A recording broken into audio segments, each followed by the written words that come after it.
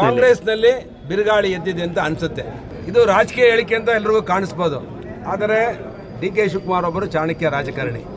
ಅವ್ರ ಹೇಳಿಕೆ ಹಿಂದೆ ಬಹಳ ಅರ್ಥ ಇದೆ.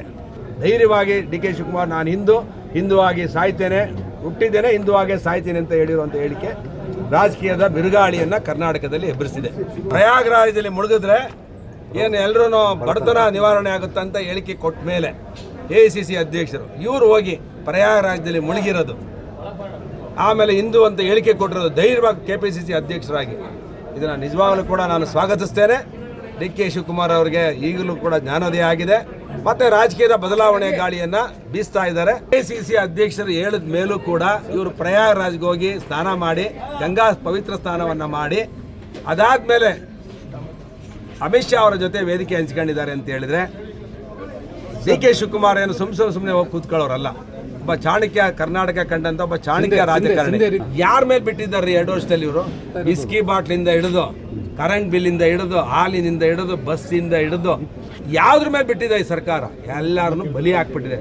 ಆ ಜನಗಳ ದುಡ್ಡು ಹೊಡೆದು ಜನಕ್ಕೆ ಕೊಡುವಂಥ ಯೋಜನೆ ಯಾರಿಗೆ ಬೇಕಿತ್ತು? ಯಾರೋ ಬಡವರಿಗೆ ಬಿಟ್ಟಿ ಭಾಗ್ಯಗಳನ್ನು ಕೊಡಲಿ, ಶ್ರೀಮಂತರಿಗೆ ಎಲ್ರಿಗೂ ಮಧ್ಯಮ ವರ್ಗದವ್ರು ಎಲ್ರಿಗೂ ಭಾಗ್ಯ ಕೊಟ್ಟು ಈ ಸರ್ಕಾರ ಹಾಳು ಮಾಡಿ, ಈ ಸರ್ಕಾರ ಸತ್ತೋಗಿದ್ದೀರಿ. ಜನಗಳ ಪಾಲಿಗೆ ಈ ಸರ್ಕಾರ ಸತ್ತೋಗಿದೆ. 2 ವರ್ಷದಲ್ಲಿ 1 ರೂಪಾಯಿ ಅಭಿವೃದ್ಧಿ ಕೆಲಸ ಆಗಿಲ್ಲ.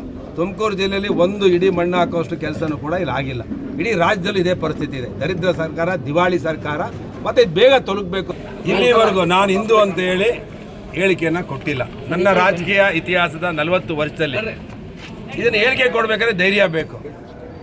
ಇದು ರಾಜಕೀಯ ಹೇಳಿಕೆ ಅಂತ ಎಲ್ರಿಗೂ ಕಾಣಿಸ್ಬೋದು. ಆದರೆ ಡಿ ಕೆ ಶಿವಕುಮಾರ್ ಒಬ್ಬರು ಚಾಣಕ್ಯ ರಾಜಕಾರಣಿ. ಅವ್ರ ಹೇಳಿಕೆ ಹಿಂದೆ ಬಹಳ ಅರ್ಥ ಇದೆ. ಅಂದರೆ ಇದು ಎಲ್ಲವೂ ಸರಿ ಇಲ್ಲ ಅಂತೇಳಿ ಮೇಲ್ನೋಟಕ್ಕೆ ಕಾಣಿಸ್ತಾ ಇದೆ. ಆದರೆ ಕಾಂಗ್ರೆಸ್ನಲ್ಲಿ ಬಿರುಗಾಳಿ ಎದ್ದಿದೆ ಅಂತ ಅನಿಸುತ್ತೆ. ಆದರೆ ನಾನು ಇದನ್ನು ಧೈರ್ಯವಾಗಿ ಡಿ ಕೆ ಶಿವಕುಮಾರ್ ನಾನು ಹಿಂದುವಾಗಿ ಸಾಯ್ತೇನೆ, ಹುಟ್ಟಿದ್ದೇನೆ ಹಿಂದುವಾಗೆ ಸಾಯ್ತೇನೆ ಅಂತ ಹೇಳಿರುವಂಥ ಹೇಳಿಕೆ ರಾಜಕೀಯದ ಬಿರುಗಾಳಿಯನ್ನು ಕರ್ನಾಟಕದಲ್ಲಿ ಎಬ್ಬರಿಸಿದೆ. ಅದರಿಂದ ಬದಲಾವಣೆಯ ಗಾಳಿ ಬಹಳ ಜೋರಾಗಿ ಬೀಸ್ತಾ ಇದೆ ಅಂತ ಅನ್ಕೊಂಡಿದ್ದೇನೆ. ಅವ್ರ ಹೇಳಿಕೆಯಲ್ಲೇ ಬದಲಾವಣೆ ಇದೆ ಅಂತ ಹೇಳಿ ಒಬ್ಬ ಕಾಂಗ್ರೆಸ್ಸಿನ ಮಲ್ಲಿಕಾರ್ಜುನ್ ಖರ್ಗೆ ಅವರು ಅಧ್ಯಕ್ಷರು, ರಾಷ್ಟ್ರೀಯ ಅಧ್ಯಕ್ಷ, ಪ್ರಯಾಗರಾಜದಲ್ಲಿ ಮುಳುಗಿದ್ರೆ ಏನು ಎಲ್ಲರೂ ಬಡತನ ನಿವಾರಣೆ ಆಗುತ್ತೆ ಅಂತ ಹೇಳಿಕೆ ಕೊಟ್ಟ ಮೇಲೆ AICC ಅಧ್ಯಕ್ಷರು ಇವರು ಹೋಗಿ ಪ್ರಯಾಗರಾಜದಲ್ಲಿ ಮುಳುಗಿರೋದು, ಆಮೇಲೆ ಹಿಂದೂ ಅಂತ ಹೇಳಿಕೆ ಕೊಟ್ಟಿರೋದು ಧೈರ್ಯವಾಗಿ KPCC ಅಧ್ಯಕ್ಷರಾಗಿ, ಇದನ್ನು ನಿಜವಾಗಲೂ ಕೂಡ ನಾನು ಸ್ವಾಗತಿಸ್ತೇನೆ. ಡಿ ಕೆ ಶಿವಕುಮಾರ್ ಅವರಿಗೆ ಈಗಲೂ ಕೂಡ ಜ್ಞಾನೋದಯ ಆಗಿದೆ, ಮತ್ತೆ ರಾಜಕೀಯದ ಬದಲಾವಣೆ ಗಾಳಿಯನ್ನು ಬೀಸ್ತಾ ಇದ್ದಾರೆ. ಬದಲಾವಣೆ 100ಕ್ಕೆ 100 ಇದೆ ಅಂತ ಅನಿಸುತ್ತೆ. ಅವರ ಹೇಳಿಕೆಯನ್ನು ಮಾತ್ರ ಸ್ವಾಗತ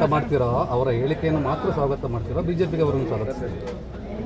ನೋಡ್ರಿ, ಅವ್ರ ಹೇಳಿಕೆಯನ್ನು ಮನಸ್ಪೂರ್ವಕವಾಗಿ ನಾನು ಶ್ಲಾಘಿಸ್ತೇನೆ ಮತ್ತೆ ಸ್ವಾಗತ ಮಾಡ್ತೇನೆ. ಬಿಜೆಪಿಗೆ ಅವರಿಗೆ ಬಿಟ್ಟಂತ ವಿಷಯ ಅದು. ಬಂದ್ರೆ ತಮ್ಮ ಅಭಿಪ್ರಾಯ? ನಾನು ಪಕ್ಷಕ್ಕೆ ಬಿಟ್ಟಂತ ವಿಚಾರ ಇದು. ನಾನೊಬ್ಬ ಜಿಲ್ಲಾ ಅಧ್ಯಕ್ಷನಾಗಿ ಇದ್ದವನು, ನಾನು ಅದನ್ನು ಹೇಳೋದಿಲ್ಲ.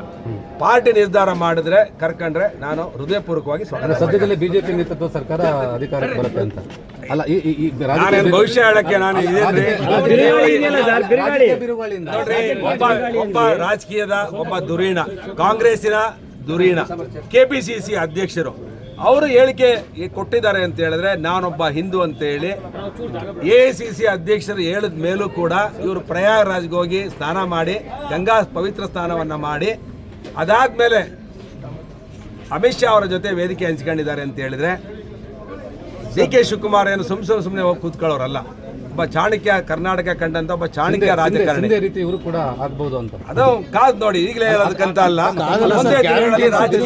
ಬಿಜೆಪಿ ಸೇರ್ಪಡೆ ಗ್ಯಾರಂಟಿ ಬರೀ ಗಾಳಿ ಅಲ್ಲ, ಬಿಜೆಪಿ ಏನ್ ಬೇಕಾದ್ರೂ ಆಗ್ಬೋದು. ಬಿಜೆಪಿ ವರಿಷ್ಠರ ಸಂಪರ್ಕದಲ್ಲಿ ಇದ್ದಾರೆ ಅದು ಗೊತ್ತಿಲ್ಲ ನನಗೆ, ಬಟ್ ಅವ್ರ ಹೇಳಿಕೆ ಮಾತ್ರ ನನಗೆ ಅದು ಗೊತ್ತಿಲ್ಲ. ಅಮಿತ್ ಶಾ ಅವ್ರ ಜೊತೆ ಹೋಗಿದ್ದಾರೋ, ಅವರು ಒಂದು ಕಾರ್ಯಕ್ರಮಕ್ಕೆ ಹೋಗಿದ್ದಾರೋ ಗೊತ್ತಿಲ್ಲ. ವೇದಿಕೆ ಹಂಚ್ಕೊಂಡಿದ್ದಾರೆ ಅಂತ ಹೇಳಿದ್ರೆ ಆ ರಾಜಕೀಯದ ಒಂದು ಬಿರುಗಾಳಿ ಇದೆ ಅಂತ ಹೇಳಿ ನನಗಂತೂ ಅನ್ಸುತ್ತೆ. ಸರ್ಕಾರಕ್ಕೆ ಭವಿಷ್ಯ ಇಲ್ಲ. ಈ ಸರ್ಕಾರ ಸತ್ತೋಗಿದ್ದೀರಿ. ಜನಗಳ ಪಾಲಿಗೆ ಈ ಸರ್ಕಾರ ಸತ್ತೋಗಿದೆ. 2 ವರ್ಷದಲ್ಲಿ 1 ರೂಪಾಯಿ ಅಭಿವೃದ್ಧಿ ಕೆಲಸ ಆಗಿಲ್ಲ. ತುಮಕೂರು ಜಿಲ್ಲೆಯಲ್ಲಿ ಒಂದು ಇಡೀ ಮಣ್ಣು ಹಾಕುವಷ್ಟು ಕೆಲಸನೂ ಕೂಡ ಇಲ್ಲಿ ಆಗಿಲ್ಲ.